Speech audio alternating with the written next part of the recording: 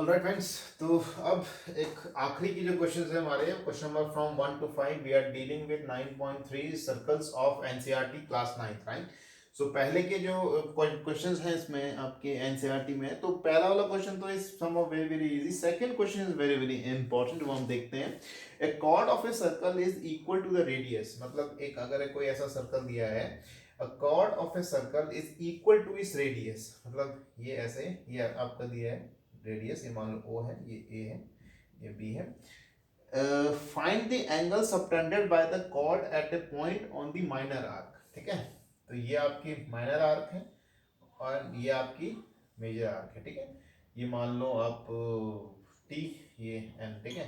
अभी ये कह रहा है कि you have to find this angle, you have to find this angle, ठीक है। This question is very very important, this can come, right, this can come. तो इसमें वेरी इजी क्वेश्चन ये कह रहा है कि the chord of a circle is equal to its radius, मतलब ये और ये तीनों क्या है आपके सेम। अगर तीनों सेम है तो ये एंगल कितना, 60 60 60, ठीक है। सी, here I am not doing each and every explanation कि ये होगा ऐसे होगा वैसे होगा। I am expecting you guys कि आपको बेसिक्स आपको पता होगा कि मैंने यहाँ पे 60 क्यों लिखा है, ठीक है। 60 मैंने ऐसे लिखा है because all the three sides are same and if the three sides of a triangle are same then it is considered to be an, इसके जो एंगल्स होंगे दैट इज 60 डिग्री, ठीक है। तो ये अगर 60 है तो ये एंगल कितना हो जाएगा, 120। अगर 60 है तो ये आपका कितना हो जाएगा, 30। 120 नहीं होगा, वो 30 होगा, ठीक है ना। जल्दबाजी में लोग ऐसा करते हैं कि यहाँ पे 60 होता है तो आपको यहाँ पे आप 120 लिख देते हो, बट दैट इज रॉन्ग, ठीक है। तो ये 30 हो जाएगा। अब देखो 30, अगर ये अगर 30 है तो ये कितना हो जाएगा आपका, 150 डिग्री हो जाएगा। कितना हो जाएगा, 150। अभी 150 क्यों होगा, क्योंकि ये क्या बन रहा है आपका, this is an cyclic quadrilateral, और साइक्लिक क्वाड्रिलेटर में opposite angles they are, the sum of these are 180। अगर 30 है तो ये कितना, 150। इसमें बस एक ही चीज ध्यान रखनी की ये 60 आपको याद होना चाहिए कि दिस एंगल इज 60 डिग्री। ये आपको अगर याद नहीं है तो you will not able to the question. तो ये आपका 60 डिग्री हो गया, ठीक है। ये क्वेश्चन नंबर 2 है। Question number 1 is very very easy, उसमें कुछ है ही नहीं, ठीक है। क्वेश्चन नंबर सेकंड हम एक बार देख लेते हैं, ठीक है। Question third question, sorry, question number 2 में ऐसे फिगर दिया हुआ है, सेंटर ओ ऐसे ऐसे दिया हुआ है, इसके बाद ऐसे ये बनाया है, ये एंगल दिया है 100 and they are asking you which angle they are, find angle OPR। ये O है, ये P है, ये आपका R है। This is good question. ये मान लो क्या दिया है उसने, OP2 दिया है, ठीक है। बहुत अच्छा क्वेश्चन है, ये एंगल आपको निकालना है। And this type of question they are expected, यहाँ पे आपको थोड़ा सा you need to use your analytical things. ये दोनों साइड्स हमेशा सेम होती हैं बिकॉज इज रेडियस, बिल्कुल ये बिल्कुल। और ये एंगल आपका सेम होता है। अगर ये आपको x लिया है तो ये भी आपका क्या होगा, x होगा। ये बिल्कुल आप इस चीज को एकदम बिल्कुल याद कर लीजिए कि ये एंगल अगर x है तो ये भी x होगा इन केस ऑफ अगर सेम है, क्योंकि ये क्या क्या बना देते हैं, आइसोसेलेस ट्रायंगल, ठीक है। तो ये तो इजी है।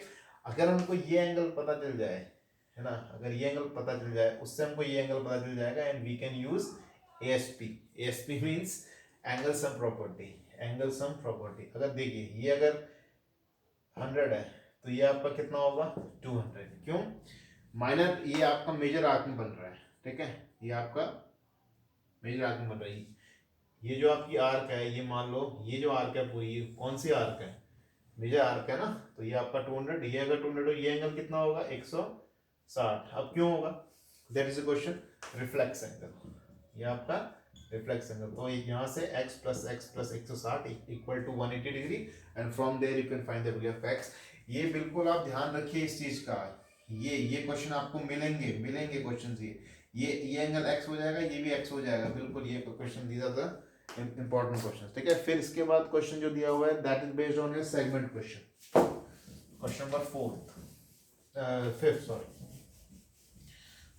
Question number it is question number fourth, yeah, question number fourth is also very easy,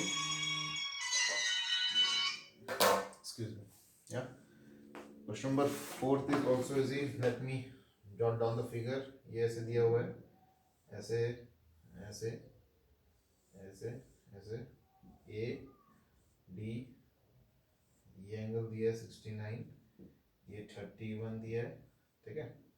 69 31 और BDC निकालना है, BDC। ये तो बहुत ही इजी क्वेश्चन है, ये नहीं होगा तो फिर कैसे काम बनेगा, ठीक है। 69 31 ये एंगल निकल जाएगा, ये और ये एंगल आपका सेम, क्यों?